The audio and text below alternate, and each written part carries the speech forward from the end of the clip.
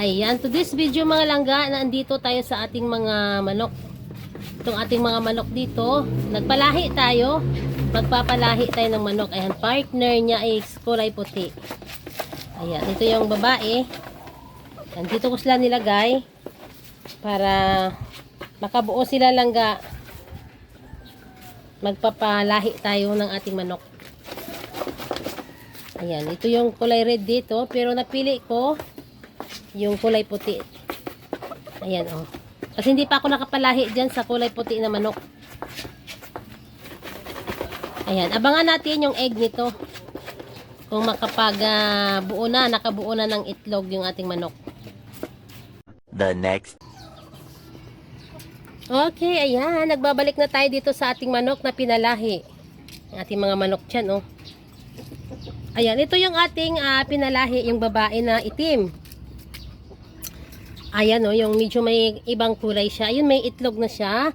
So, yung unang itlog, nilagay ko muna sa ref. Bali, mga ilang piraso, mga, ayan. Ilan lahat dito? 8. So, bali, mga 14 lahat yung itlog na nakuha natin. Ayan, yung ating babae. Ayan, tinago muna tayo yung itlog na yon para sabay natin sila ipa-incubate natin yung kanilang itlog. Dalhin natin yan doon. Ayan, mga manok dito. Ayan, oh. Ating mga manok. Ayan, dami niyang itlog din, ano? Dami na naging itlog. Tinatago ko lang kasi yung itlog niya para isabay natin sila sa pagpa-incubate para mayroon tayong sisiw. Ganda ng itlog niya, oh. Ayan, bait niya, ano? Hindi niya kinakain yung itlog niya. Ayan. Ayan ang ating mga manok dyan. Ayan, mga manok natin. Ayun, sa taas. Tsaka dito, mga manok natin dito. Ayan. Bali, nung nakaraan, nakailang ano na rin tayo dito, nakailang ulam na. Nakailang katay na tayo sa ating mga manok. Ayan, kukunin natin yan. Sabay tayo, sasabay-sabay lahat natin yan sa pagpa-incubate yung kanyang itlog. Ayan. 2,000 years.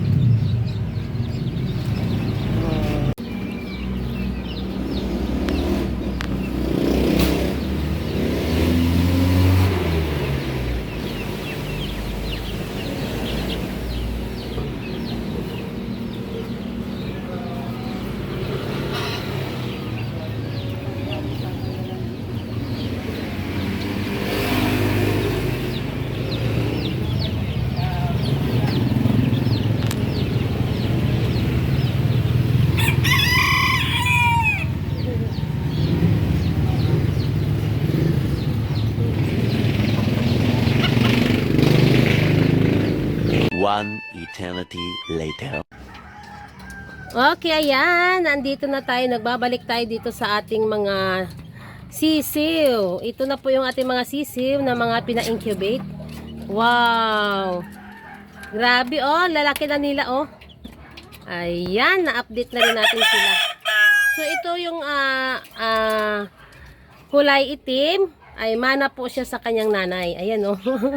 Ayan o, nag-itlog pa ulit. Ayan, nag-iitlog pa siya.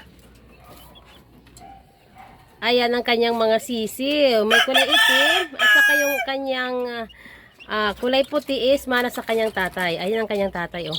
Yan ang tatay ng ating mga puti. At saka yung itim ay mana sa kanyang nanay. Ayan oh. Yan sila. Hoy, ang ingay nyo dyan ha. Ayan oh, mga manok natin sa taas. Gusto ko sana ay ito oh, partner, sana ito. Maganda sana ang kulay nito eh. Ito oh. Ganyan ang kulay niyan. Yan. Gusto ko yan paitlogin din yan. Ito, kulay itim. Ibang variety itong ibang variety. Ibang klaseng manok ito. Yung labas yung kanyang tinga langga oh. Hindi siya sarado katulad dito. Ayan oh. Oh, kakaiba sila. Ayan oh, labas. Yung tinga niya is ayan, magandang manok yan. Hindi masyadong kita okay, ayan. Tsaka ito ang ating babae. Ayun, yung mga lalaki natin dyan nag-iingay sa taas. Ayan, ang lalaki na nila. Oh, ito yung ating nakaraan na ano. Ang dami na dyan langga na nagiging lalaki. Yung ibang lalaki natin, inaibinta na natin. Yung iba. Ayan. Yung iba dito na iwan pa. Ayun o, ganda ng kulay nila. So dito, ayan sila. Mga babae. Babae yan dyan.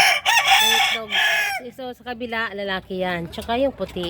Kaya ang pinalahi ko itong itim at saka yung puti. Kaya ito na po ang kanilang lahi na nila. Ang kanilang nagiging sisiw. Ang itim at saka yung mga puti na yan. Okay. Itong sa baba, langga. Yan ay kakaibang lahi. Maliit yan langga. Sobrang liit. Para lang siyang laruan na ano. Ito yung na-vlog natin na tumalon dito sa 3rd floor. Galing doon sa kabilang bubong. Umakyat dito. Nakipag-sabong sa aking mga manok. So wala pong naghanap. Hindi ko alam kung saan siya galing. Pero ayan, naalagaan natin siya. Medyo lumaki-laki na siya oh. Ayan siya. Oh, 'di ba malaki na? Parang kailan na i-vlog natin siya, 'di ba? Na ang liit niya, ang payat niya. Ngayon, ang laki na niya oh, lumaki na siya. Saglit. Okay, ayan oh. Ayan, malaki na siya. Pero mababa lang talaga siya. Ayan oh, mababa siyang manok. Parang kung sa ano pa, sa tawag sa amin sa Ilonggo is ilahas. Ilahas ang tawag sa amin sa ganyan dahil parang galing talaga siya sa kabundukan. Ayan. Nakipagsabong dito sa aking mga manok dito sa 3rd floor. Ayan. Doon siya galing sa kabilang bubong. Okay. Ayan. Sa sunod na araw, babalik tayo dito at gagawa tayo ng malipatan ng ating mga sisiw. Yung medyo maluwag. Ayan. Ililipat natin yan sila. Kasi ilang piraso din yan sila, oh. 9 lahat ang nabuo. Ayan. So, ang napa-incubate natin is 14. So, ang nabuo is 9. Pero, ayan. Okay na rin, di ba? Meron na tayong itim, oh. At saka puti. Okay. Ayan, sunod na araw. Balik tayo. Gagawa tayo ng paglipatan ng ating mga sisiw. Meanwhile. Okay, ayan, good morning.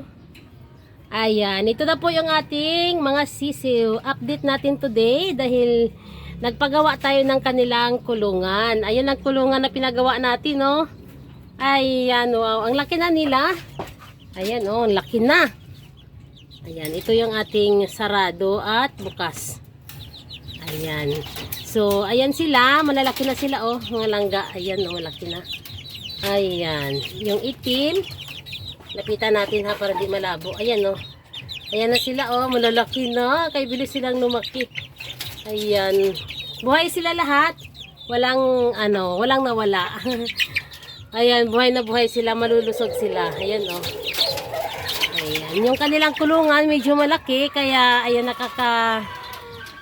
nakakaluwag naman ang kanilang pagtakbo-takbo.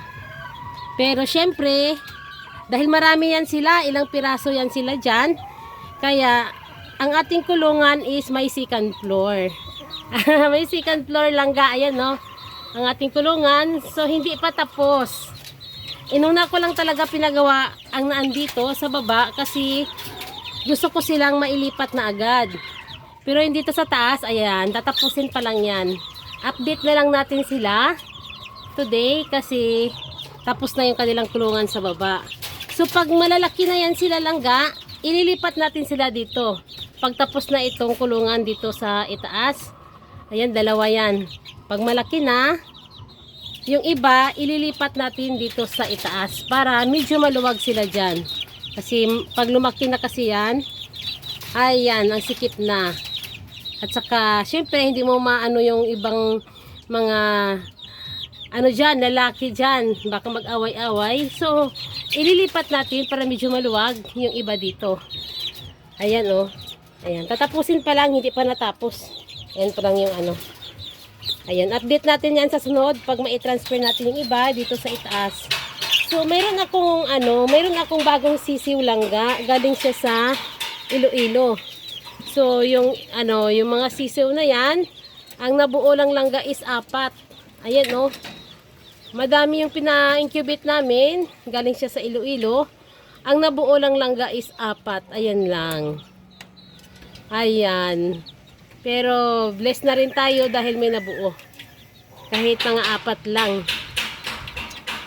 Ayan, no, dami na rin ang ating mga sisiw. Pag sila ay lumaki, kumakain yan sila ng mga dahon ng pichay, mga dahon ng iba't ibang gulay na mga tanim ko dito. Ayan. Dahil yung itaas niyan, ayan, no, puro gulay. Grabe, oh, ang ating sitaw sa taas. Update natin yan sa sunod na araw. Sa sunod na araw, update natin yung ating mga sisiw. Kung mailipat natin yung iba dito at maayos na itong isang kulungan, para hindi sila dyan masyadong masikip. Hindi, madami sila, oh. Pero ang ganda yan, matibay yan langga, matibay. Hindi ito maakyat ni Inday. Yung ating pusa na si Inday, pero hindi ko makain si Inday ng mga sisiw. Yung mga manok ko dito, hindi siya nakikialam. Ayan, oh, ganda, di ba? Ayan, lapitan natin. Wow! Ayan, ganda. Sana ilang babae dyan. Gusto ko maraming babae para magpa-itlog tayo. ang dami naming nakaing itlog ng aking mga manok. Ayan, oh. Yung mga babae dito. Yung mga babae, may nakatay na tayo. Nakailang katay na tayo mga langga. Siyempre, ganoon talaga mga manok eh. Ayan, ang ating gulay sa taas. Okay, sa sunod na araw, update natin uli yung ating mga sisiw. Kung mai-transfer na natin dito yung iba sa itaas.